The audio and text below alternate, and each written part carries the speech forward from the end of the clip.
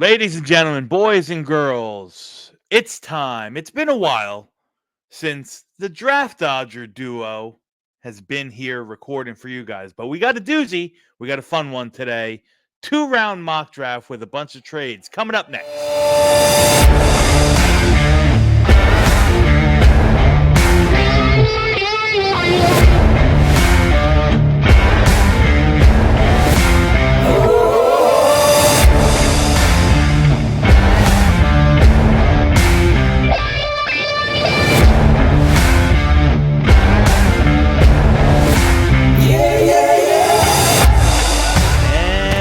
Back. Ladies and gentlemen, boys and girls, it's your friend Dom C here with Project Prospect. Here to drop you yet another mock draft, 2-rounder with some trades. But before I do so, I feel like I don't even know this guy anymore. Let me bring on my beloved co-host, Mr. Tigo. Tigo, how the hell are you? Man, I'm great. It's been too long. Been too busy with all other stuff and kids, and I've been doing school, and it's just been insane, man. Yeah, the past past month or so has been a little bit rough, schedule and timing, and just we're both kind of engulfed in a bunch of other projects. So that being like the heart of this draft cycle. I mean, my nose has been in the film and trying to finalize all my prospect breakdowns, my scouting reports, my final list, so on and so forth, which a top 50 will be coming up shortly. But yeah, it's been too long. We needed to get an episode, you and I together. So I'm glad we do this, man. Nice to see you. Nice to see you, my friend. Yes. We got a 2-round mock draft here for everyone. But before we do that, let's get the housekeeping out of the way. Please, if you haven't, go ahead and subscribe, hit the bell for notifications. Project Prospect with Dom C is the channel on YouTube. Get in the comments, leave your comments, likes, dislikes, all that stuff. Let's get some friendly discourse going. It helps the YouTube algorithm. It helps get our content put out to more of the masses. What say you, Tigo? I'm all in. I love it. Let's just dive right in. We haven't talked prospects in a while, so I'm interested to see how your opinions have changed and free agency has happened. So needs have changed. A lot of things have changed since the last time. So let us not dilly-dally. Let us go. Yeah, so let me go ahead and share this. And while I do this, just remind everyone that this is a what would we do kind of scenario, not predictive, kind of if we were in the GM mode, if you will. I like to balance the two. I like to do, hey, this is what I think this team is going to do, but here's my take on that. Yeah. So as you see, we got 2 full rounds. We're doing all of the teams, and we will do some trades as they come up. After the flip of the coin, I got the odds today, so I will be leading off with Chicago. And to me, this doesn't take a whole heck of a lot. It's Caleb Williams. It's been Caleb Williams. I've been on board with Caleb Williams to the Bears right from the start of this draft cycle. To me, I think he's the best quarterback in this class. And the Chicago moving on from Justin Fields kind of puts this one almost in Sharpie marker, I would say. So Caleb Williams is going to be my pick here for the Chicago Bears. Yep. And that leaves you up with the Washington Commandos. And if you've been a listener to the podcast, you know my love for Drake May and everything like that. But there's one key piece. Washington's taking a quarterback, and I would love for Drake May to be the quarterback that I select here. The problem is Cliff Kingsbury is the offensive coordinator for the Washington Commanders.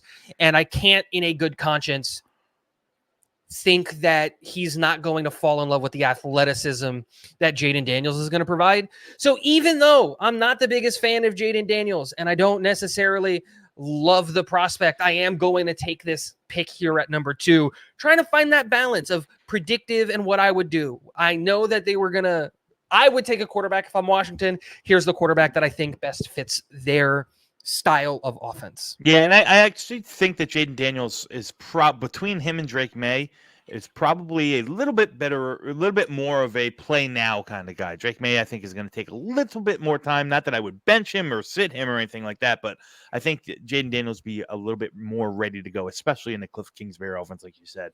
And that leaves me on the clock with New England. And listen, this is what I would do. And not only is this what I would do, but if I had to predict a pick, I think this is the way I would lean both. I know it's going to come to a surprise for some, but I'm not going to take a quarterback. I'm going to take my number 2 player off the board, Marvin Harrison. Listen, New England has really kind of pretty much just kind of admitted complete defeat, and they're going full rebuild here. There is so many needs on that offense, on the defensive quarterback. They paid Jacoby Brissett. They know that it's been known that they like Jacoby Brissett.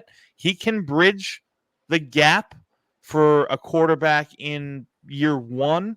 Even if he has to start the whole season, I don't think it's the craziest of notions, because I think New England understands that they're starting a rebuild here. And why not start it in a room that's void of any sort of talent whatsoever? And that's that wide receiver room in New England with, like I said, arguably the second best player in the class in Marvin Harrison. So that's going to be my pick here. So maybe a little bit off the beaten path. We're not going quarterback. Here's the thing. I think New England, this makes me happy because I have Drake May as quarterback 1 on my board. And so I'm happy that New England, as a Jets fan, I'm happy that New England isn't walking away with my QB1.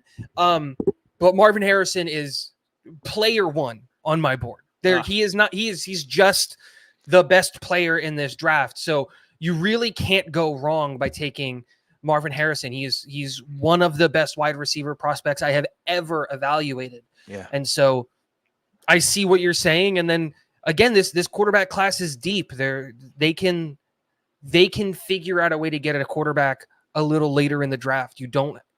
The gap between Marvin Harrison and whatever wide receiver you're going to get in the later in the draft is probably not going to be as big as the gap between whatever quarterback you're going to get here at 3 and later. So yeah, I'm here on the clock with Arizona, but I don't think Arizona sticks here. I think this, you know what, we're great minds think alike, because I think that we can play around with this spot, and especially with Minnesota, who has kind of moved around and put themselves in a position with 2 first-rounders this year to kind of use that ammunition to come up. So that's exactly what I was going to say. Minnesota loaded up to come to 4. Yeah. That's it. They went out and they traded with Houston ahead of time to come up to 4 to get the Arizona Cardinals pick. And I think the best part about it is that they can do this trade and they don't have to mortgage their draft this year. They can give them 2 1s this year and still keep the rest of their draft intact so that they can continue to load up in the NFC and try to make that push. So I love this trade. Yeah, so the way I'm thinking about it, just by looking at the trade value chart, it would be 11-23 and a 3rd rounder next year for 4. That doesn't give Minnesota a whole heck of a lot of capital in the rest of this draft, but it gives them the opportunity to go up there and get their quarterback. And to be fair, they're a team that you could argue is, at least that offense is a quarterback away, right?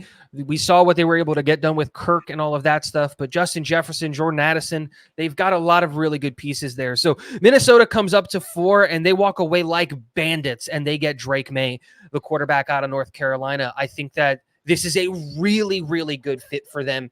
Ran a pro-style offense at North Carolina, comes in and has 2 insanely good weapons, a really solid O-line, a solid run game, and Minnesota immediately goes from the Kirk Cousin era to the Drake May era, and they can continue to try to be competitive in that division.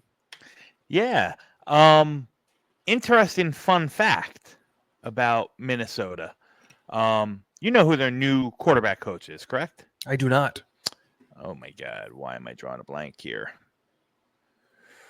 Why can't I think of his name? It's killing me here. Josh McCown. Yes. Do you know who Drake May's high school quarterback coach or high school head coach was? Josh McCown. Oh, the dots, they're connecting. Tying the dots here. So yeah, Minnesota, I think Drake May is on the board. Minnesota's going to do backflips and they're going to do everything in their power to get that pick. And that leaves me on the clock here with the Chargers, number 5. I think the Chargers are a little pissed off because I think they really want to move down. They're another team that has a bunch of holes that need some filling all along the defense, all along the offense. It's tough here. Again, this is what I would do, and I'm kind of torn. Okay, I am kind of torn on which way to go. You can secure an offensive lineman, you can secure a weapon. To me, I'm going to take the best player available on my board, which happens to be a position of need for the Chargers. I'm going to go ahead and take Malik Neighbors off the board. They need to replace some of the assets that they lost in Keenan Allen and Mike Williams. QJ is there. I know he was disappointed last year, and I think you give him an opportunity to get the ball in his hands quick. QJ, Quentin Johnson, that is, get the ball hitting his hands quick. Let him use some of that rack, and you can use Malik Neighbors as your all over the field. Not only a field stretcher, but a separator, kind of really, really keep the defense honest so that they're not loading up the box against you. Like I said, he's the best player on my board left. To me, it's a tough decision, but one that I'm ready to accept with Malik Neighbors. No, yeah. I love Malik Neighbors as a player. I don't necessarily I'm not 100% on board with the pick, not because I don't love the player, but I believe all the smoke. I think that they're loading up for a right tackle at 5, which is insane.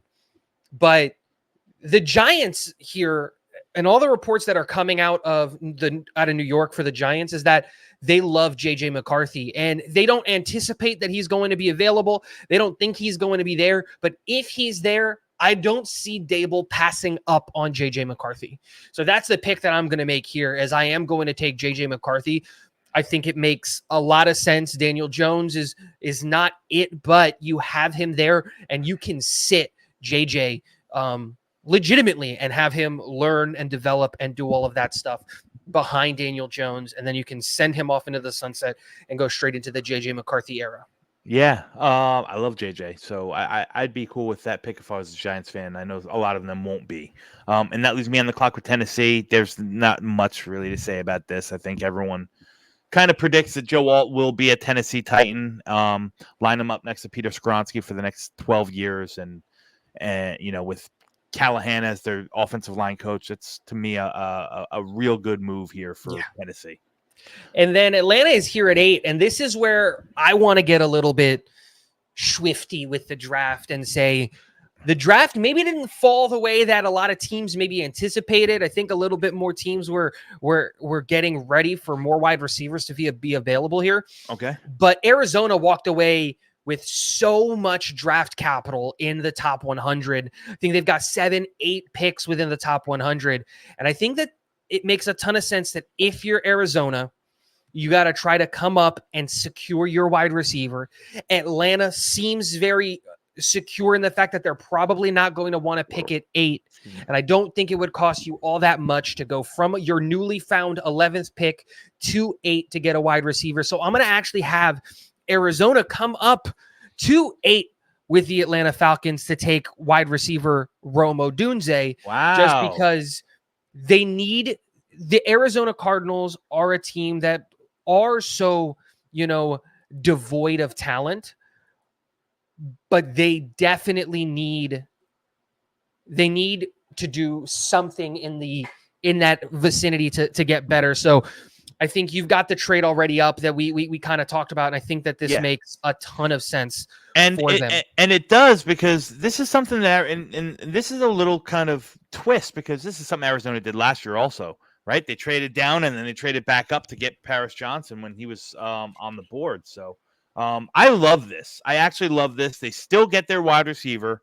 Yep. Maybe it's not Harrison, maybe it's not Neighbors, but some will say, not necessarily me, but some will say that Odunze is right on par with those guys. I wouldn't say right on par, but he's nipping at their heels. Yeah. Oof. And that leaves me on the clock here with Chicago at 9. Interesting, because I think just like Joe Alt is like an auto draft to Tennessee, I think a lot of people have just pretty much slammed the door on Rome Odunze here at pick 9 to Chicago. So I'm thinking a couple different things here, Tigo. I'm going to talk these out real quick. I don't necessarily think that offensive lineman, left tackle in particular, is out of the question. Brock Bowers could be in the question, especially with the new offensive coordinator coming over from Seattle. The heaviest 12 personnel packages last year in Seattle. Brock Bowers could make sense there with Cole Kmet. The defense still needs some pieces as well. And I think that's probably the way I'm going to lean. Now, the question is, do I want to go inside that defensive line? Do I want to add another edge? And I'm going to play around here, okay? Because I know he's not going to be everyone's favorite, but if you look at that four-man front that Eberflus runs, similar to the Jets, he's expecting to get pressure with that front four. I'm going to go ahead and get the guy who I think is the best pure pass rusher coming in this draft cycle right here. I know it might be a little bit high for some people, especially because of medicals, but I'm going to go ahead and take Leatu Latu. And you put him opposite Sweat, and I think you're really cooking with heat. So Leatu Latu is going to be the pick. Yeah, I think you walked away with the player. I don't understand the whole Rome Odunze to Chicago. I think that Dallas Turner, Jared Verse, or Latu are headed to Chicago here at 9. That's what my belief is. So exactly what happened. Listen, Dallas Turner is going to be at the top of some people's boards. Latu's going to be at the top of some people's boards. Jared Verse is going to be at the top of some people's boards. I just think for the scheme of the defense, Latu makes more sense than Turner. Oh, no, yeah. Again, I have Verse as edge 1 on my board. Yeah. That's who I would have taken. But, Latu's not that far behind. The medicals are the thing that scare me because if he wasn't hurt, he would be higher up on my board. But the Jets are here at 10, and this is where we're going to start seeing a bidding war happen. The wide receivers are gone that the New York Jets would have probably been interested in, and I don't think that they're 100% sold on sticking and picking Brock Bowers. I think the Jets know that they have things that they're going to do, and I think that there is enough smoke about the Las Vegas Raiders coming up to 10 that's exactly what I'm going to have happen. Is the Las Vegas Raiders are going to come up and they desperately want to get in front of the Denver Broncos so that they can stop them from, getting a quarterback or getting the guy that they want. And again, it secures the player that they want. And so at 10, I'm going to make this trade. Las Vegas comes up to 10 with the New York Jets. The Jets drop back 3 spots, gain a 3rd-round pick in exchange for a 4th-round pick, and everyone's happy with the deal. The Vegas Raiders come up and they walk away with a quarterback that has been flying up boards because he has been passing medical after medical after medical after medical. A guy that, if he didn't have all of these injuries, would be a unanimous 1st-rounder. And that's Michael Penix Jr., the quarterback of Washington. Yeah, that puts 5 quarterbacks in the top 10, which is crazy. We haven't done that since October, dude. Yep. We haven't had 5 quarterbacks. And listen, it makes sense. And truth be told, the Jets are going to pick in a little bit, so we'll talk a little bit about them there. But a drop back like this for the Jets makes sense. If the wide receivers are off the board and you got a group of guys that you like in that same tier, you can go back, add some capital later, or raise your pick 134 to pick 77. You're cooking with some gas now. So we'll talk about the Jets as they come up, but that leaves me on the clock with Atlanta. And I'm going to be a little bit different here because I don't think this is a slam shot Dallas Turner. As really? Everyone, I think it is. As everyone always does. Now, if you look at that, see, yeah, I'm trying to figure out a way where I can take Clark Phillips, their draft pick from last year, a couple years ago, out of Utah, and put him back in the slot. To do so, I need to bring in another cornerback. Now, ideally, I'd like to bring in a cornerback who has inside and outside versatility. So if it doesn't work out, worst comes to worst, you can always still have Phillips move outside. But I think Phillips is best man in the slot. Give me a guy that's got inside outside versatility. Give me a guy that can is adept in both man coverage and can play off man in zone as well. And I'm going to go ahead and take Terrion Arnold out of Alabama. And I'm going to pair him up. And now I got 3 good cornerbacks with 2 fabulous, actually 3 really good safeties. And the back of my defense is really good. And I'll address the defensive end or the rush position later on. So it's going to be Terrion Arnold for me. And Interesting. Yeah, there's a bevy of different ways that you can go there. But for me, I think that fit of that inside outside versatility in Arnold makes the most sense. So you're up with Denver. Yeah, and I think this is another one of those things where we kind of had this conversation ahead of time, and this trade is your brainchild. I think the other two I could have said were a little bit mine, but with Denver being here, the value isn't take quarterback right now, and that's what they desperately need. But they also have a ton of other needs, and I think that if a team comes calling, the Broncos are listening. Sure. And I think a team that makes sense. And I'll let you explain the thought process here because this is kind of your brainchild here. So you explain it. Yeah. So what I suggested or what I'm suggesting is, Denver needs to get a quarterback, right? And they could go ahead and pluck one here, whoever their next quarterback off the board is. But ideally, they're still void in a lot. They have a lot of holes. They need some more draft picks. They're also in a rebuild stature. So if we can drop down a little bit and gain some more capital, I think Denver's going to be all in for listening to that. And they have a couple people that are going to be calling. To me, I think Philadelphia makes a whole lot of sense here. Darius Slay didn't play well last year. James Bradbury played even worse. Now they got a bunch of the Eli Ricks of the world and a bunch of other guys that play outside. But in Fangio's defense, man, they're going to need dogs, right? They're going to be blitzing, and they're going to be blitzing a lot, and they're going to be coming from all different kind of looks and whatnot in Fangio's defense now in Philadelphia. Go get me arguably the best cornerback in this class, in Quinyon Mitchell. I know that was supposed to be your pick, but I already took it. So I'll let you take Denver's pick when that comes up. So the trade, what I'm going to offer here is to go down from 12 to 22. I'm going to have Philadelphia give up 22. I'm going to have them give up 50 and a third rounder next year. I think that value makes it work.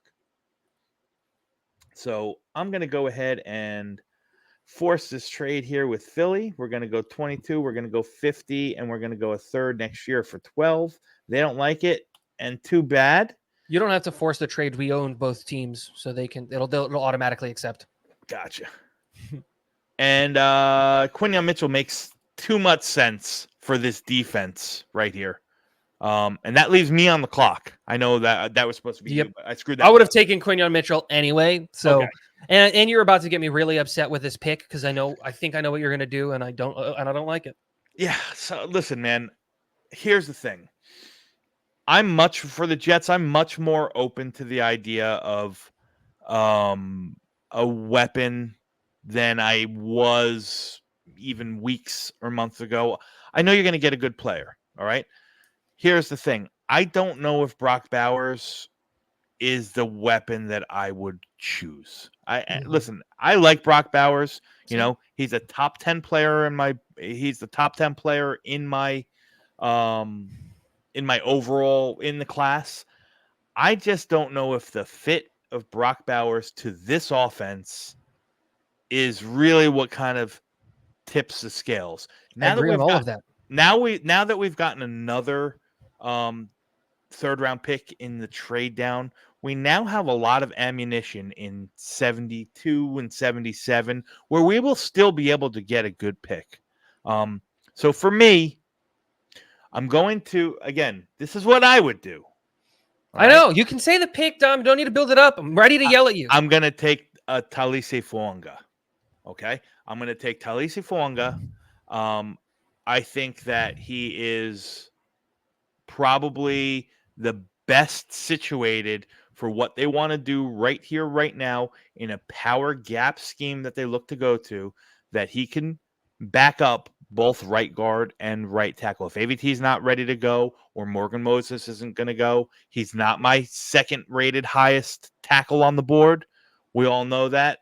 But I'm just trying to meld what I would do and the smoke and the buzz that I hear around Joe Douglas infatuation with Fuanga. He's going to be my pick.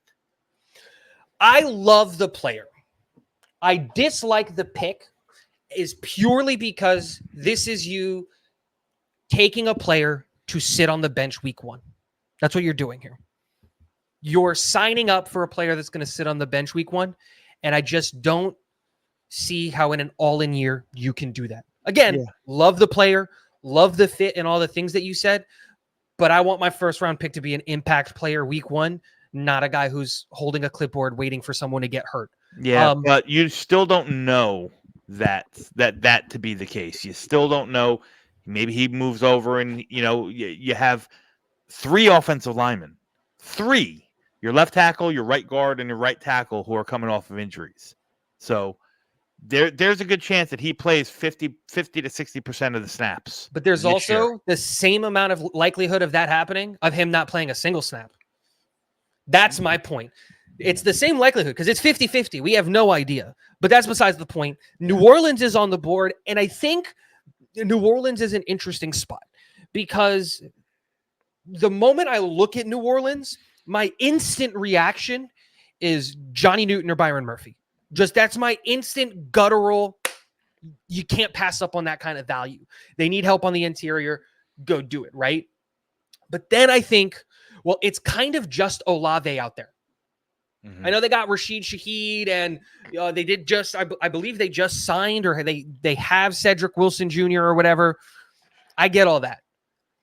But I also see like the value there. They need a left tackle. The Trevor Penning pick just hasn't worked out in their favor. Mm-hmm.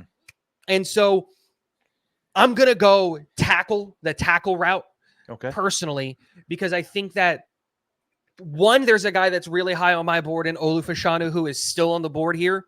And so you can get a guy who can immediately come in and play left tackle for you in Olu Fashanu. But also it gives you the ability to see if Trevor Penning can bump inside to guard and if he can play there better. And just, you're not giving up on him. You're just moving him around. They need to fix a lot of that offensive line. And I think Derek Carr is still good enough of a quarterback to make it work with Alvin Kamara and, Chris Olave, Shaheed, Wilson Jr., and get those things working. So that's the pick for me is Olu Fashanu, the tackle out of Penn State. Gotcha. And that would leave me on the board with the Colts. I think the Colts can go a bunch of different ways, but I think they'd be very, very happy. Very, very, very happy, if you will, with Brock Bowers here on the board, still at 15. That could cure some of the issue. I mean, listen, you have Josh Downs who plays in the slot.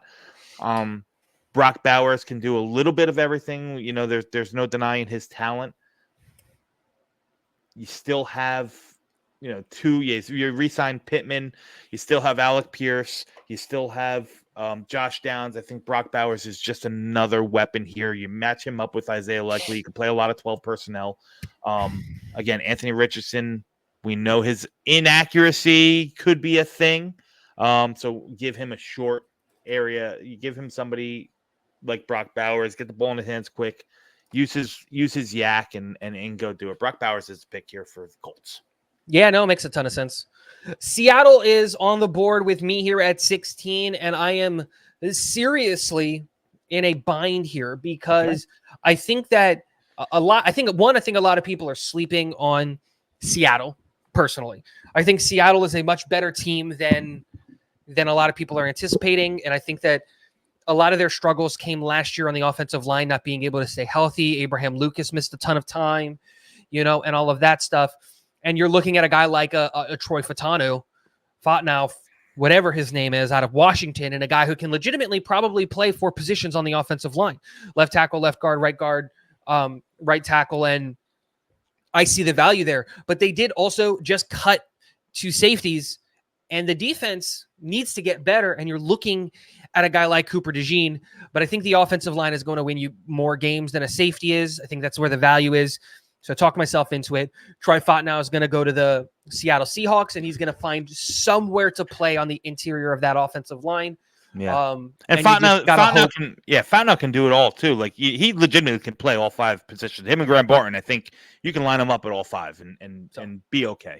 Only reason I didn't say center is because they just drafted Olu Oluwatimi from last year, and I don't think that they're ready to move off of him from him. And so I think Troy Fontenot comes in and immediately wins your left guard job. So there's that. There is that. So that leaves me on the clock here with Jacksonville. And you and I were talking before we started the film to record. I think that Jacksonville is in a precarious situation. I know that you don't think so, but I think that wide receiver. I never said I didn't think so. I just think that there are other needs that overvalue the need for wide receiver. So they did just sign Gabe Davis to big money. All right. So he's your go guy, right? They got Christian Kirk, who they know that he wants to play. He does his best work in the slot. So you still need a Z receiver here, right? Now, when I look at the board, the receivers that are here on the board, Brian Thomas, I think is pretty much, a better Gabe Davis. Adonai Mitchell could make some sense. I think he could play the Z. I really like Adonai Mitchell's route running ability. Ladd McConkey, too, might be a little bit more slot specific. But what I'm going to do, oh, man, I don't know if I can do that either. Just saying, I don't know if you can justify a wide receiver when you look at the rest of that roster and you go, they need help on the interior of the offensive line. They need help in that secondary. They just signed They just signed Mitch Morse. They just signed Ezra Cleveland. They have Brandon Sheriff. They got Cam Robinson and Anton Harrison. They got Morse? I didn't know that. Yeah, they signed Mitch Morse. I was unaware. Never mind then. Yeah. Here's what I'm going to do. I know exactly what I'm going to do for them. This is what I would do. Okay. This is a little bit outside of the norm of what you normally see for them. Is I'm going to go ahead and take Byron Murphy, and I'm going to have him play the 5 tech that outside defensive end in a odd man front. Stuffs the run. He's very good at it. Can still get at the pass. Playing opposite Eric Armstead now with Devon Hamilton inside, kind of taking up space. You're just gonna give it frees up Josh Allen. It frees up Trayvon Walker. It really puts some legitimacy into that front 7 of Jacksonville's defensive front. It gives you a lot of options as well. You have Eric Armstead and Byron Murphy on each side, flanked by Josh Allen and Trayvon Walker. Like, holy shit.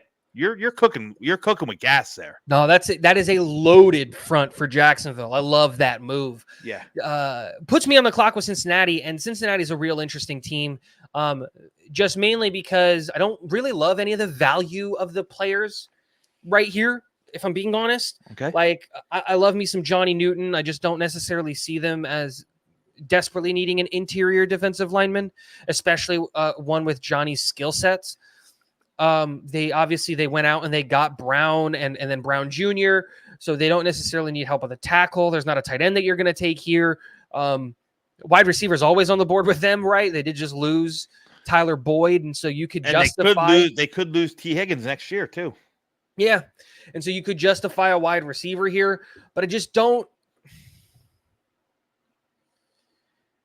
I think I talked myself into it. I think I'm just going to take the wide receiver here. They've done a good job in free agency of freeing up the pick. They don't need to go tackle here because they got Brown. They have Brown Jr. on the other side. And Joe Burrow has always succeeded by having a ton of weapons. Get one that can get open quickly. Brian Thomas Jr., you're going to Cincinnati. Yeah, and he's a good fit there too. Like, he would complement Chase if if they do lose Higgins, at the draft or next year. So I like that pick a lot. And that leaves me up with the Rams. The Rams are interesting, but I think I'm already know what I'm going to do. They signed Tre'Davious White. We don't know if he's going to be healthy, right? They signed Cam Curl to play the strong safety. You look at the rest of that. They got Darius. They also signed Darius Williams, but they really don't have anyone of interest or of value at that slot nickel cornerback. Very zone heavy scheme that they Before have you run. make the pick, Go because I ahead. know what you're leading up to, Okay. can I just throw in a wrinkle just for your own brain's sake? Go ahead. They did. Aaron Donald did just retire, Mm-hmm. and you're staring down the barrel of a Johnny Newton to fill that hole. I get all of what you're saying about that secondary, but it's almost written in the stars. Stud interior defensive lineman retires. Stud interior defenseman lineman prospect falls to your feet at 19. I'm just putting that out into the world. You do that with what you will. It is still your pick. No, listen, and that does make sense. But I kind of believe and I'm going to give you some credit here because you were the one who was really pushing Kobe Turner last year. And I believe that he can kind of step up and take over. That I don't know if anyone can ever take over for Aaron Donald, but he can kind of fill some of that void a little bit. And I think you can kind of backfill some of that later. For me, that slot cornerback position is so important.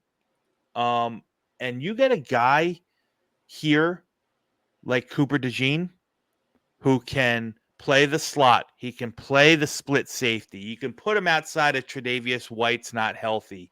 And to boot, like, don't take it for granted the new kickoff rules, how much a guy like Cooper DeJean can help here. To me, I think this is a match made in heaven. I'm going to take Cooper DeJean here for the Rams. I love Cooper DeJean. Yeah. I'm not mad at the pick. I just put that out into the world because I can see it. The clouds are forming. The skywriting is happening. I'm not going to take too much time here. I have a buddy who works as a reporter in Pittsburgh with the Pittsburgh Steelers, and everything that he's telling me is pointing that Jackson Powers-Johnson, if he makes it here to 20, which I think he will, this is the farthest he goes. They have been looking for a center for years, and they haven't been able to find one in the draft, and they're going to take a guy that from everything that I've been able to find and everything that I've been able to read is that they're in love with. They're going to solidify that interior. They're not ready to move on from Moore at left tackle, which is crazy. I would put Jones at left tackle immediately.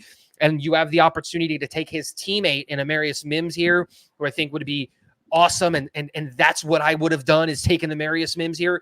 But they don't seem to believe that. They think they need a center. They love Jones at right tackle. They like Moore at left tackle. And so I'm not going to shake the boat or rock the boat too much. Jackson Powers-Johnson at Pittsburgh. Yeah. I can't argue it. I mean, it's a perfect blend of need and skill for the player. Might it be a little rich for my blood here, but I can't argue it. Miami's up, and I'm not going to lie, Tigo. I kind of smirk a little bit knowing that Miami has a lot of holes to fill. Like, oh yeah, they lost a ton of guys. Many. You can throw a dart in any direction and hit a positional group, and you can almost say that it's a need for Miami. Like, I'm going to tell you right here, right now, I'm not going to make the pick. This is not going to be the pick I make, but I really like Xavier Worthy to this team. You just add him in the slot. You read my mind. I've been talking. I live here in Florida.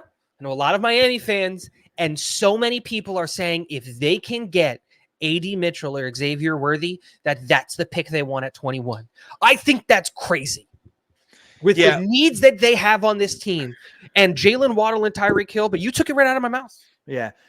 They have so many holes left on the defense that for me it would just be A It just mismanagement of wouldn't be assets. right. Yeah. This is where I'm going to have Johnny Newton come off the board. Oh, I hate this. Yeah. This is to me, he takes, there's a big hole, that is left on this team here for Miami once they decided to let Christian Wilkins go. And I think Johnny Newton just steps in and fills that. Listen, they're without their two edge rushers too. Chubb and Jalen Phillips are going to be out. You can argue offensive line makes sense here as well because they're down a bunch of guys there too. There's just a lot of holes to me. Again, it comes down to best player available at a position in need. Jerzon Newton's going to be a Miami Dolphin. Yeah, I love Jerzon Newton. I hate it when good players go to teams that I don't like. It's a great fit. And now I'm here with Denver. And I think, again, this is the pick that I would have made at 12 because this is the pick that would have made a ton of sense for them. They need a quarterback. But as the board falls and as the board happens, they get to 22 and they still walk away with the quarterback. And I think I'm going to take Bo Nix out of Oregon here. I think Bo Nix is the type of quarterback that would operate a Sean Payton offense exceptionally well. And that's why I feel comfortable making this pick. It's not because I have a first-round grade on Bo Nix. I don't have that anymore, unfortunately. I was a big fan of his during the season, and it just kind of disappointed me. But when you talk about the marriage of Sean Payton and Bo Nix, it makes a ton of sense, his athleticism and all that stuff. So he heads to Denver. And again, Denver gets some assets in the process. Yeah. And that leaves me on the clock with Arizona, who traded up to get traded down and then traded back up to get Roma Dunze and secured their wide receiver here. I'm going to not take a lot of time. I'm going to take Dallas Turner. Yep. And I'm going to give them some pressure off of the outside. They have Zaven Collins, who they've transitioned to a rush outside linebacker. Dallas Turner shouldn't be on the board at this point. Again, value and need meshes very well. He's going to be the pick here. Yeah. And you're up with that. You're up with the Cowboys. I am up with the Cowboys, and I'm going to make a pick here that I think they kind of need to make. We know that they lost Tyron Smith, and Jerry talked about all of the stuff that they're going to go all in and that they're going to make all of that stuff. And they haven't really done anything in the offseason that shouts all in, but you have to give Dak Prescott every opportunity to fail is the best way that I look at it. I don't believe in Dak Prescott as being a good quarterback. I don't think that they're ever going to win a Super Bowl with him, but you need to give him no excuses. And I think the best way to do that is with a weapon. And it just seems so perfect that they would do something like this. And a guy like A.D. Mitchell, who I had to go back to watch because of your ranting and raving about A.D. Mitchell. And I see a lot of what you saw. And I was just like, okay, yeah, this kid's a stud. But right now, the only thing that they've got going on offense is CeeDee Lamb. And he's one hell of an offensive player. Brandon Cooks isn't the Brandon Cooks of old. Let's get them a new player in A.D. Mitchell who can partner with CD, and let's get that offense going. So AD's headed to staying in Texas, but going to Dallas because I don't think Texas is in Dallas, right? Yeah, they're in Austin. It is not. It's in Austin, correct? Yeah. See, great fit too. Great fit. I love A.D. Mitchell. You know that. I know. I think he's phenomenal, and that leaves me up on the clock with Green Bay. A bunch of different ways they can go here, man. The Green Bay is an interesting pick, interesting selection. So, man, I don't know which way to go though.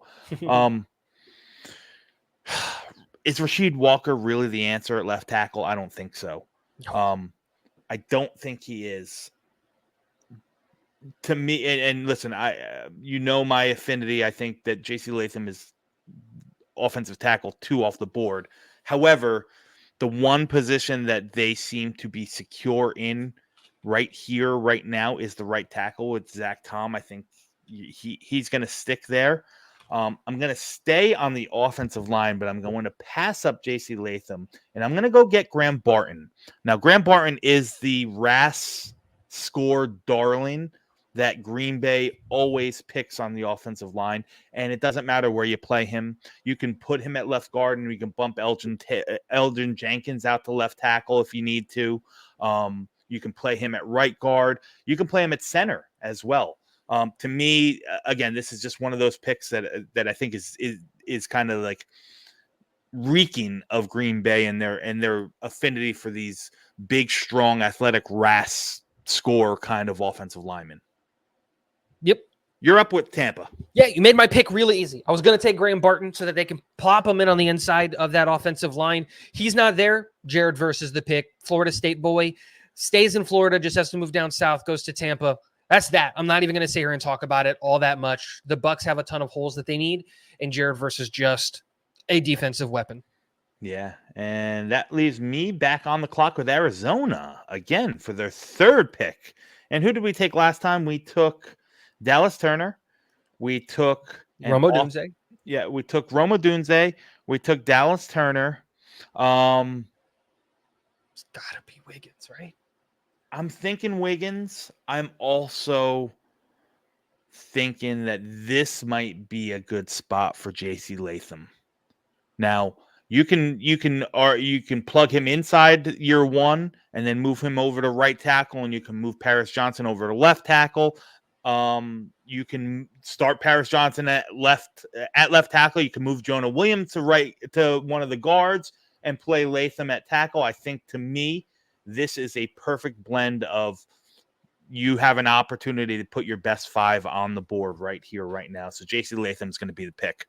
I actually love this fit because I think that they signed Jonah Williams. I think he's going to play right tackle. They have PJJ, their first round pick, that would put JC Latham at right guard. And I think that that's exactly where he should end up. I love this pick, if I'm being honest. Yeah. A lot of people mistake me for a JC Latham hater.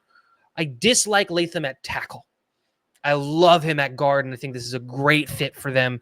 And it leaves me with Buffalo at 28. And unfortunately, they lose this pick because they're in Canada and the way that the taxes work and all of that stuff. I don't know how to explain it. No. I know what a lot of people are thinking here, and they're thinking wide receiver. And I totally agree that wide receiver is a need. The question just becomes do I feel comfortable with taking Troy Franklin here at 28?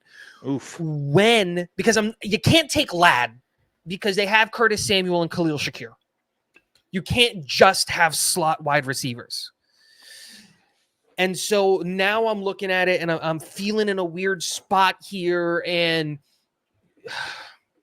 I know that they probably need some help on the defensive line, and they just lose all of their safety core.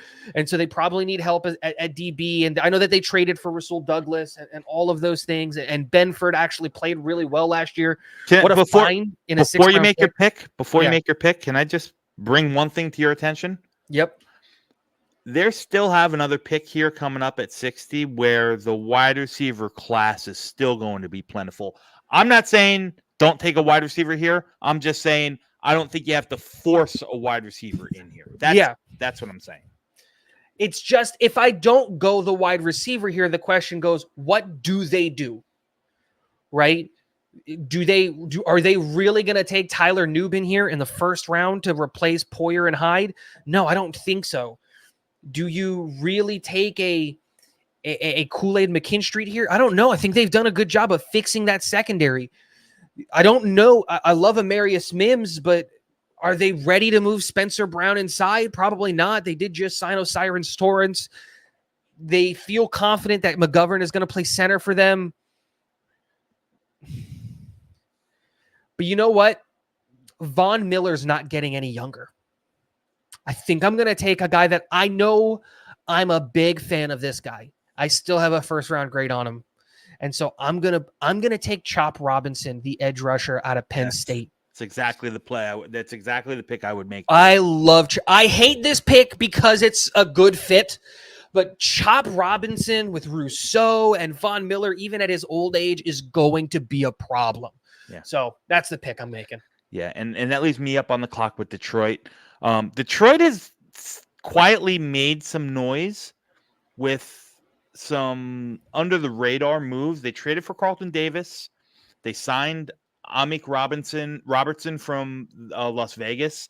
So they locked down their two corners. Now, it doesn't kind of eliminate them from taking a cornerback completely. I still think it is in the cards, but I don't know if they have to press for one right here. They also signed DJ Reader, which I think is really under the radar, solid pick for Detroit. I'm going to go ahead, and this is where I'm going to have Ladd McConkey come off the board. You put Ladd McConkey with Jameson Williams, your deep threat, Amon-Ra St. Brown and Ladd McConkey playing, mixing and matching between the slot and the Z. Just another weapon on the field for Jared Goff. I love that fit, and that's who I'm going to pick. I am so upset with you right now. I thought I was going to have such an easy, they need a wide receiver. Ladd McConkey fits that scheme so perfectly. Flowers on the outside, McConkey on the slot, Andrews at tight end. Like, it was such a perfect fit. And now I actually have to use my brain for freaking Baltimore. And I didn't want to. I didn't want to have to use my brain, man. I thought this was going to be such an easy pick. And now it just immediately doesn't become one. Now this is actually a conversation that I need to have out loud, because I was going to and felt comfortable in that. I know that they did just lose Morgan Moses. And John Simpson, but there isn't a guard left on the board, really. And the question now becomes, do they have Patrick McCarry listed as their right tackle right now, and it seems like that's Daniel Falele is there too. And they have Falele. What am I going to... I'm going to take Nate Wiggins. They need help on in the DB room. They'll find a spot for Nate Wiggins, whether that means moving Humphreys, what they probably won't, whether that means moving Stevens inside or whatever. Nate Wiggins is going. I hate you for taking. It made my life so difficult, but there you go. Yeah, and that leaves me with San Francisco on the clock, I believe. Yep. Right. Yeah, I'm not gonna hesitate too much here. I think San Francisco needs to bring in some more offensive linemen. Right. They just re-signed Colton McKivitz. They gave him $6 million. That's swing tackle money. I mean, he's a low end starter at worst. They do have Trent Williams, who's now 35 years old. Give me Armarius Mims.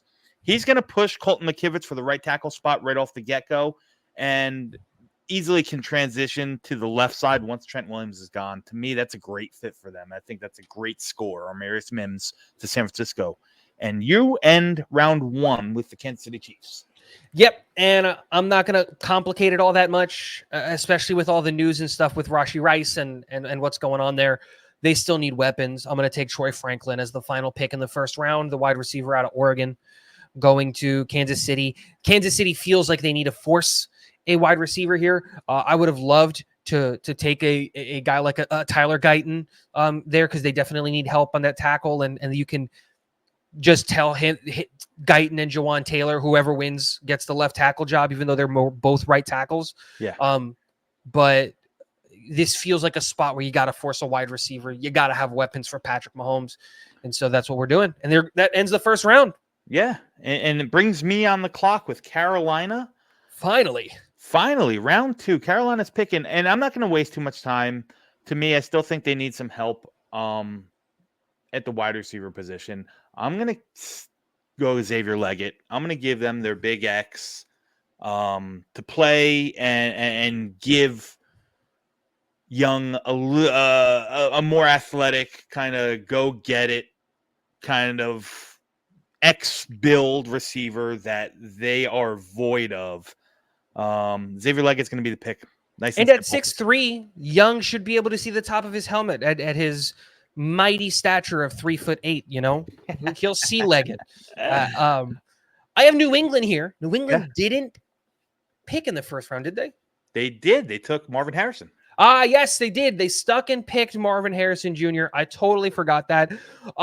So yeah, it makes my job a little bit easier. Tyler Guyton is headed to New England. They need to start addressing that offensive line, and Tyler Guyton is a great way to do it. Absolutely. Listen, he's going to hit his road bumps, but you know what? you're gonna like. So is that whole team. Yeah, I think you're gonna like what the finished product is of Tyler Guyton if they develop him well. And that leaves me on the clock here with the Cardinals, and I'm not gonna hesitate too much longer here as well. For me, go get a guy to play outside, right? To go get another defensive back. Kool-Aid McKinstry fell off the board. He's got CB1 written all over him, I think. So Kool-Aid McKinstry falling to the Cardinals at 35 would be a steal. So he's going to be the pick here. And Washington is furious because that's who they were going to take. And I think at this point, I could say it as a consolation prize. I am a big fan of, a couple of these guys. But I'm a huge fan of Enoch Rakestraw Jr. out of Missouri. They need help on the defensive back room. I know that they took Forbes last year, but that hasn't really necessarily worked out all in that favor. But you have to assume that Dan Quinn has a plan for that defense, and let's get him a nice cornerback here in Rakestraw. Yeah, and Rakestraw can play inside as well, in the slot if Forbes doesn't fit. Listen, I don't know what kind of defensive system with Dan Quinn in there. You assume it's going to be a lot more cover 3 or cover 4 zone scheme. I think that's kind of right up the alley for Emmanuel Forbes and Rakestraw, as a matter of fact. So I think that's I think you're in a good spot there. I think that pick is really, really low key, really, really good. And that leaves me up here with the Chargers. Chargers, again, we talked about a bunch of holes that they have to fill. They did sign Bradley Bozeman. I was thinking center here might be a pick. Corey Lindsey retired. They signed Bradley Bozeman, so I'm okay there. They did address with Malik Neighbors early on. I'm going to go ahead here, and I'm going to play a little homerism with Jim Harbaugh, and I'm going to take the first linebacker off the board, and I'm going to go to the guy that he's comfortable with in Junior Colson. He's going to man the middle of that defense, knows the defense, knows the scheme, knows the coach. I think he's going to stay true to the vest. Harbaugh is going to go want his guy. Wore the green dot in Michigan. He's going to probably wear it again here. And you can make an argument that there's a couple of linebackers that you can say will be first off the board. Junior Colson's right up there with him. So Colson's a good middle linebacker. So he's the play. Yeah, interesting fit. Makes sense, obviously, with what you're saying. And I'm with the Titans here, and I don't think I need to think all that much. The Titans need help, and obviously they went and they addressed the offensive line in the first round.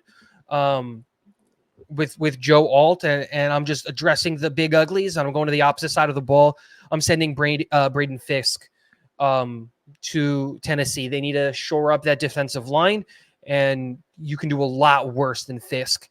And so he comes in there and he can start lining up the middle, and now you're starting to build something on defense. Yeah, and that leaves me back on the clock with Carolina. Man, again, new defensive scheme here in Carolina. They're going to need some edge rushers, right? The edge rushers are kind of wearing kind of thin. It happens pretty fast here. But you get, I'm going to shy away. Again, I'm going to take what I would do, and what they traded, they signed Dane Jackson. They traded away Donta Jackson. I'm going to go ahead and take what I think is arguably one of the better slot corners in this class. Troy Hill, not it. Give me Mike Sainistro from Michigan. The guy is a pistol. He plays like a missile out of control. I love the fit. I love the way he plays defense. Zone scheme, man up, doesn't matter. Sainistro can just flat out ball, and I think Dan Quinn's gonna fall in love with the guy. So he's my pick here in round 2 for Carolina. Love it. And Washington is back on the board. Obviously, they went on the defensive side of the ball. I'm going to stick on the defensive side of the ball. I like what Washington has done this offseason on the offensive side of the board with, obviously, they had Scary Terry and Dotson, and they brought in Eckler, and they brought in Ertz, or I think they had Ertz. I don't remember how it works. And I don't hate that offensive line, and I'm not worried about Drake May in that system with cliff, but I am worried about that defense. I know that you wanted to shy away from the defensive side, but I'm not. And I'm going to get a guy who I'm not going to say he is a Micah Parsons equivalent, but I'm just talking in terms of build, in terms of size and speed and strength. I think that there's a lot of similarities there, and I'm going to go Chris Braswell, the edge rusher out of Alabama, is going to Washington. Yeah, I like that pick. It was between him and Robinson, and I think I like the speed that Braswell provides. I think he's real versatile on that front. Yeah, no, absolutely. Green Bay's on the clock. What did Green Bay do? Did I take Green Bay? Graham I Barton. took Graham Barton. Yeah. This one is, again, another easy pick for me, kind of, sort of. I'm going to go to the safety room. I'm not going to take Tyler Nubin. Ooh. To me, I think the better fit for this defense to kind of pair up with Xavier McKinney in that split safety, up and back kind of situation. And a guy who's gaining a lot of steam these days, a name that is probably going to get called. This is a player the NFL teams like a lot more than we know, and that's Jaden Hicks out of Washington State. Perfect pairing, if you ask me, with Xavier McKinney. And the first safety off the board is not too crazy of a selection. You are on the clock with Houston with their first pick of this draft here. Yes, it is. And I think it's an easy one. And I'm taking Peyton Wilson, the linebacker out of North Carolina State. We know what they're going to want to do and what they're going to try to do in Houston because we're the Jets and it's the same. He's a solid disciple and all that stuff. And they lost Cashman to Minnesota, and he was the quarterback up there in the middle. And I think that they're going to try to replace that. And if Peyton Wilson passing a medical was huge for him. So yeah, he's going to Houston, and I think that they found their quarterback of their defense. Yeah. And that leaves me on the clock with Atlanta. And I don't think I have to hesitate too long. I did take cornerback first. I'm going to stay on the defensive side of the ball. And this is where Darius Robinson is going to come off the board. Inside, outside versatility. He can play opposite. He can be your big opposite of Arnold Ebiketie. He can move inside and rush if they don't bring Grady Jarrett back. He's just a real versatile piece. Not the bendiest, not the twitchiest of athletes, kind of one note, but really good at what he does. Darius Robinson comes off the board here for Atlanta at 43. Yeah, love the pick. And Vegas is on the board. They moved up to get their quarterback in Michael Penix Jr., So interesting move there. And I'm actually going to go to the opposite side of the ball, and I'm going to address the secondary room, and I'm going to take a guy that I've been a fan of this whole process in TJ Tampa and just plop him in there. They're doing a lot of really good things in Vegas, and I think TJ Tampa gives them a really good option on that defensive side of the ball. Yeah, and the Saints are on the board now, and I believe you took Olu Fashanu for them the first go-around. For me, I'm going to try to complement Chris Olave a little bit here, and I'm going to go to the wide receiver room. And I'm going to take a guy. Yeah, I'm going to go ahead and pluck Keon Coleman off the board for them right here. He's your Michael Thomas replacement. He's your true X, your big body receiver. I know that people have questions about how he's going to separate, but I think his play speed is a lot better. And really a perfect yin to the yang of Chris Olave there, who, does what he does, but it's not the most physical guys. Give me the big guy. Give me the big hands. Give me that big catch radius in Keon Coleman all day long. That's the pick for the Saints, and you are up, my friend, with the Colts. Yeah, and I'm going to go a little bit kind of crazy here with the Colts. And I am going to, looking at the Colts, and I know the needs that they have, I think a focus needs to be protecting Anthony Richardson. And I think they actually have a good offensive line. So I'm not talking about protection that way, but I also mean getting guys open as quickly as possible. And so I'm going to get a wide receiver here. They took Brock Bowers in the first, which is huge for them. But I'm going to double down on offense. I'm going to go wide receiver, and I'm just going to get as many guys that I can fit in there. And I'm taking actually Ricky Pearsall, the wide receiver out of Florida. Now, I know a lot of people have him slotted as a slot guy going out there. I think he can play outside. I know that they have Josh Downs out there, and he's going to be your slot guy in Indianapolis. I'm not trying to take his job, but I do think that when you're talking about Pittman at the X, I think Pearsall will have success at that as that opposite wide receiver on the other side. I think he's got the size, the athleticism, and I think that he can get it done. So Ricky Pearsall is the pick for me. Yeah, and that leaves me up on the board with the Giants here at 47. And this is where Tyler Nubin's going to come off the board. Didn't test well, but again, his film is ridiculous. He's going to be your Xavier McKinney replacement. He can play opposite of Jason Pinnock there. Just fill in holes here. I thought about edge rusher. I know that they just signed Brian Burns. I'm not necessarily sold on the fact that Kayvon Thibodeau is anything more than a real third down, pass rush specialist. I think he feeds off of the rest of the defense very well. So I think defensive end or pass rusher, a guy like Jonah Ellis could make some sense here for them as well. I thought cornerback as well, but to me, the big pink elephant in the room is replacing the snaps on Xavier McKinney. So Tyler Nubin's going to be the pick, and you're up with Jacksonville. And Jacksonville now is a spot where I can feel comfortable doing what you wanted to do in the first round, but I'm going to do it in the second round. And I'm going to take another wide receiver here. And this is where I'm going to take Roman Wilson, the wide receiver out of Michigan. And just address that room. And like you said, I'm not the biggest believer in Davis, Kirk, Jones being a wide receiver trio. So I'm just going to throw as many people at that and hope that something sticks. Yeah. And that leaves me up on the board with the Bengals. The Bungles, if you will. They took Brian Thomas Jr. in the first. Yeah. They need to...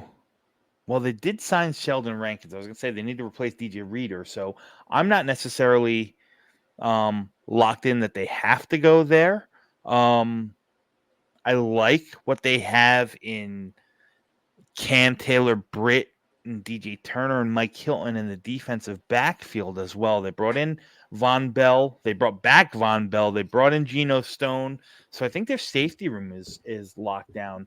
I'm going to go ahead and I'm going to take Edrin Cooper, the linebacker out of Texas A&M. You can play him weak side. You can play him at the mic. I know they got Logan Wilson there, but, both him and Jermaine Pratt are getting up there in age. Edrin Cooper is just going to bring some, he's going to bring some sideline speed. Something that is always in need at the linebacker position in this day and age is somebody that can come in and really move and really affect the game, make plays in the backfield. That's Edrin Cooper all day long. Yep. And the Broncos are here on the board, and I feel like this is the point in the second round where we see that run on wide receivers. Okay. Obviously, the Broncos moved on from Jerry Jeudy, and they have Cortland Sutton there, but you need to help your new quarterback in that they took in the first round in Bo Nix. He can't do it all on his own. He can't do everything like that, and so. I think I'm going to bring in Jermaine Burton, the wide receiver out of Alabama here, and send him out there. I did take a long, hard look at Zach Frazier. I'm not going to sit here and lie to you. I took a long, hard look at him, but I think it'll be easier to find you can find some centers later that I think can come in and play. And so I took a wide receiver here just in fear of the run that I think is going to take place here. Yeah. And Pittsburgh's on the board, and you took Jackson Powers Johnson early on. I think cornerback is still a need to play opposite of Joey Porter Jr. Yes. I think tackle is still in question, especially with guys like Kingsley Suamataia, Jordan Morgan still on the board. Wide receiver also a need, and that's, I think, where I'm going to go with them. Give me Xavier Worthy here. You have George Pickens. He's going to be your big X go get it. Give me the Deontay Johnson replacement. Xavier Worthy can win at all three levels of the field. Play inside. He can play outside, even though he's small. I love the guy. I love the player. He's my fifth wide receiver on the board. Xavier Worthy's a pick for me here at 51. Yeah, I'm a big fan of this pick for them.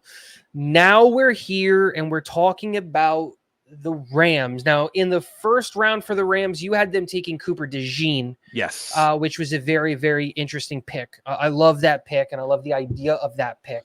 But I don't think that you stop on defense there. I think their offense was actually high flying. They found a gem in Talking Jets with Tigo, draft darling Puka Nacua. Cooper Kupp is still there. Allen Robinson is still kicking around. And Demarcus Robinson. Sorry, not Allen. I saw Robinson. I thought the wrong one. Is still kicking around, and they've got some things that they want to do. But I think you have to address that defensive line. And now is the question of edge and interior defensive linemen. Do you go a guy?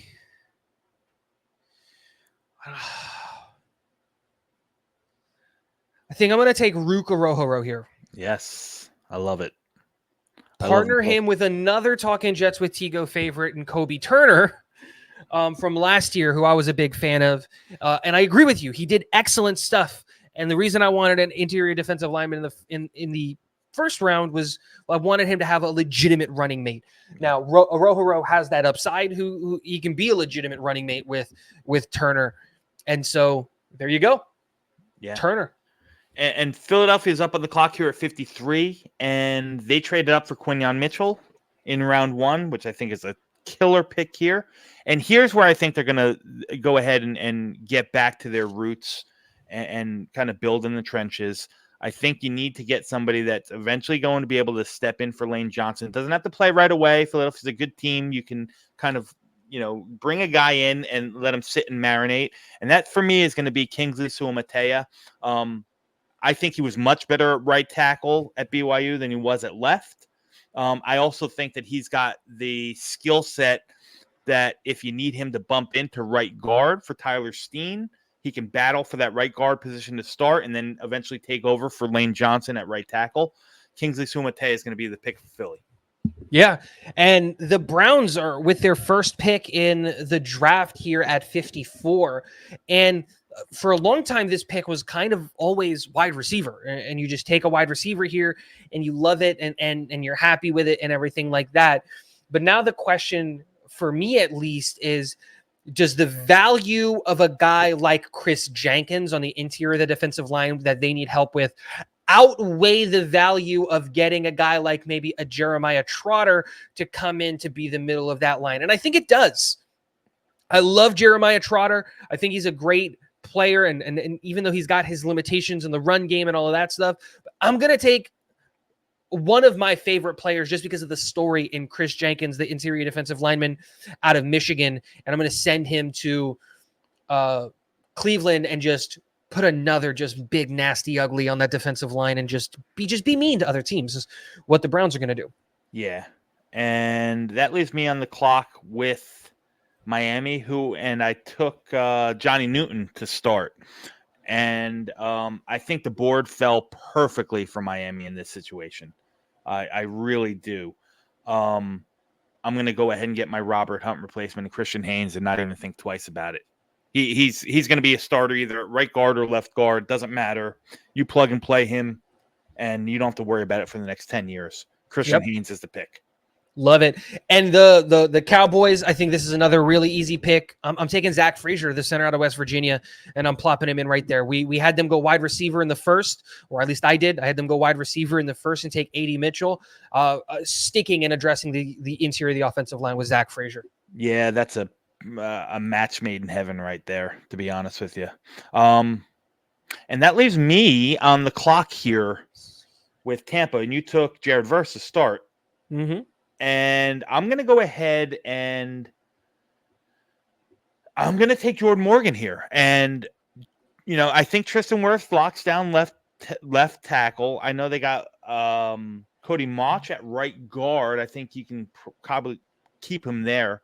But everywhere else along that offensive line is questioned, whether it's right tackle, whether it's left guard, so on and so forth. I think Jordan Morgan can kind of fill a need there, and at worst, he's your sixth offensive lineman waiting for something to happen or maybe get a year of marinating before he steps in and takes over one of those roles. Again, I like the inside-outside flexibility that Morgan offers. To me, this is where, need meets value. Yep. Great pick. I'm with Green Bay here. And just to confirm, because I just want to make sure that when you took Jaden Hicks, the safety out of Washington State, he's there to play safety, right? Correct. Okay. So then it makes my pick a little bit easier. I think they're going to stick on the defensive side of the ball. I'm going to take Javon Bullard, the safety out of Georgia, but I'm going to put him in the nickel. Yeah, and that's exactly where he's going to play, and he's going to be Yeah. really I just wanted to make sure you weren't taking Hicks to play him in the nickel, and then I take another nickel with your thought process there. But yeah, I love Bullard played almost exclusively in the nickel at Georgia, and he's going to do that for the Green Bay Packers. Yeah, and you took I'm up with Houston for their second round pick, and you took Peyton Willis. Peyton Willis. Yeah, to start. Man, this is interesting here. So there's a bunch of different ways they can go here. I know that they just traded for Stephon Diggs, so wide receiver probably is locked down. Could they bring in another edge rusher is the question. I know they signed Danielle Hunter to a big contract, if I'm not mistaken. Yes. And they have Will Anderson. I still think that they need some beef in the middle. They need a defensive tackle, a 3-tech that can kind of fill in. I know they got Foley to play the 1-tech. They got Danico Autry in there right now on a short-term situation. I think they need another 3-tech in there, to be honest with you. And this is where I'm going to have Michael Hall come off the board, because he's the exact type of player that I think is going to fit well in here. He's attacking. He's going to push the pocket. He's going to be able to get pressure from the inside. Michael Hall would be a perfect fit at 3-tech in this defense. So he's going to be my pick for Houston. Yeah, no, love that pick. Buffalo is on the board, and I am going to do what we couldn't do in the first round. I'm going to go wide receiver. I'm going to take the contested catch merchant in Jalen Polk out of Washington. Now, that's saying something because he was on a team with Rome Odunze who had a 75% contested catch rate. But boy, is Jalen Polk no slouch in that contested catch ability. They got guys who can get open quickly in Buffalo. Let's just have a toss it up and see what happens kind of guy in Jalen Polk with some upside. Yeah, and that leaves me on the clock with Detroit. Yep. If I'm not mistaken. And yes, I sir. took Ladd McConkey to start. Yes, right? you did. So this is not going to be too hard of a pick for me. That defense, like I said, is still some pieces. I really want to take a cornerback, but I'm going to hold off. Yeah, I'm going to hold off. Oh, man, I don't know what to do here. Let me think about this for a second. They got a Lee McNeil in the middle. They just signed DJ Reader. You know what? Give me my defensive tackle or defensive end 3 off the board here. Give me Braylon Trice. He can be your pressure monger. He could be the guy opposite of Aiden Hutchinson filling in. Marcus Davenport's a little bit different than Braylon Trice. Marcus Davenport, who signed from Minnesota, is a little bit more bendy. He's a little bit more NASCAR packagey. Braylon Trice is, just sheer bull strength, power kind of guy, sets the edge, so on and so forth. I like this fit a lot, as a matter of fact, the more I think about it. So Braylon Trice is going to be my pick. Really, really nice pick. I've been a big fan of Braylon Trice. It was my favorite when he was in that first round conversation at the beginning of the season, just because Braylon Trice is such an enigma of a player, because you can just kind of put him somewhere on the defensive line and he'll eat. He'll make it work. And I love Braylon Trice. So really, really love that pick. I'm at 62 with the Baltimore Ravens, and I was forced into this pick before because I took a cornerback. The value is just too good, but I don't think they're going to pass up on a wide receiver. And I'm going to take actually Jalen McMillan, the other Washington receiver, primarily for his ability in the slot. I want a slot player. I don't feel comfortable yet giving up on a guy like Bateman and putting him exclusively in the slot. We know that Zay Flowers, even though he was pegged as a slot guy, can play outside, played almost 2/3 of his snaps out there. Get another guy who fits that kind of mold in Jalen McMillan. I think he's got the skill set to excel in the slot and to get open quickly, because I don't think he has game-breaking over-the-top speed, and that's where he's going to struggle at the NFL level. So get a guy who just gets open and gets open quickly. And you have to remember, Washington's offense was so stacked, and he still got yards and touches in that offense, and so love that for him. 5 TDs last year, but really, if you want to watch some Jalen McMillan, watch 2022, and I think you'll really like his tape. Yeah, good fit, good scheme fit.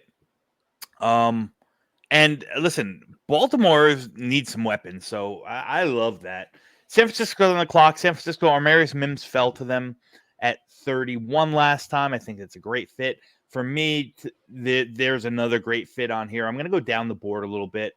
This is what I would do. I think this guy is criminally underrated here. I'm going to take Cam Hart. Big, 6'2", 6'3" defensive back. Man, can press, can play zone.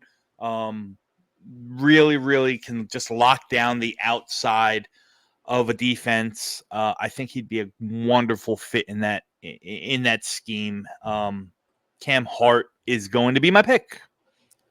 Love it. And it leaves me with the last pick of the draft with Kansas City, and we took a wide receiver in the first. We kind of shoehorned that pick there.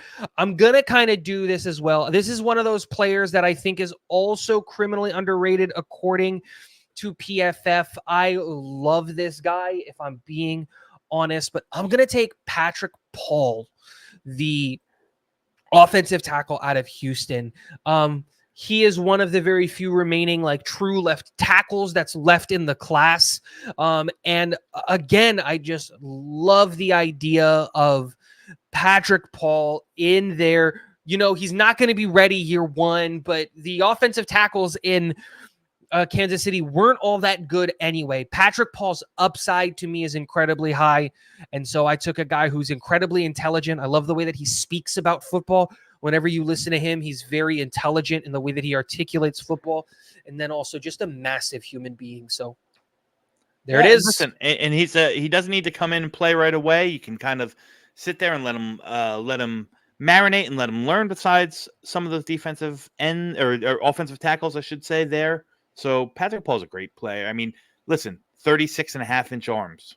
There's something to be said. Right. And again, I think he's probably going to end up starting because I think he beats out Wanya Morris for that left tackle job, but he'll have help in one of the best guards in all of football, in Joe Tooney. They've got a really solid interior offensive line there. So he'll be given a little bit of an easier job with some help there, because I do think he's going to start.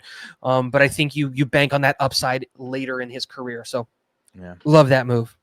Well, ladies and gentlemen, that's 2 rounds. We had a bunch of trades happen early on. I think it went pretty smooth. I don't think there's any crazy picks here, man. Nothing too far off the ledge, if you will. Tigo, what do you think?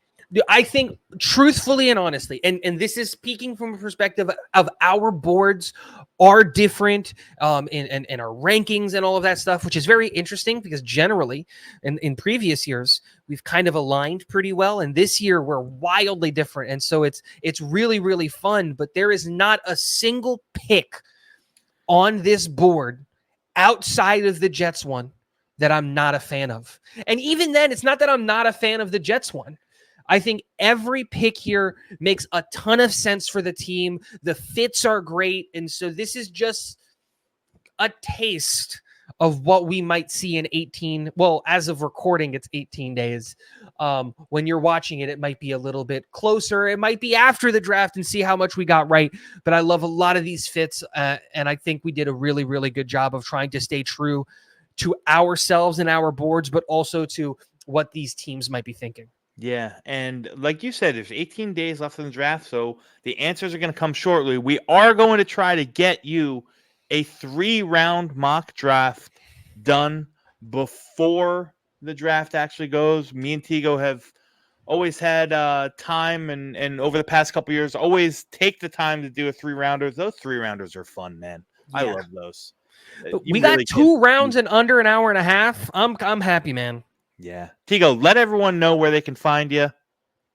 Yeah. So Talking Jets with Tigo, we're doing a bunch of draft content. So it's not all Jets focused this month. It is obviously geared and targeted at the Jets. But if you're interested in learning about any of these prospects and you want a different perspective from Dom's, head over there and have those conversations. But always make sure you hit the subscribe button here at Project Prospect, hit the like button, and leave your offering to the algorithm gods in the comment section below.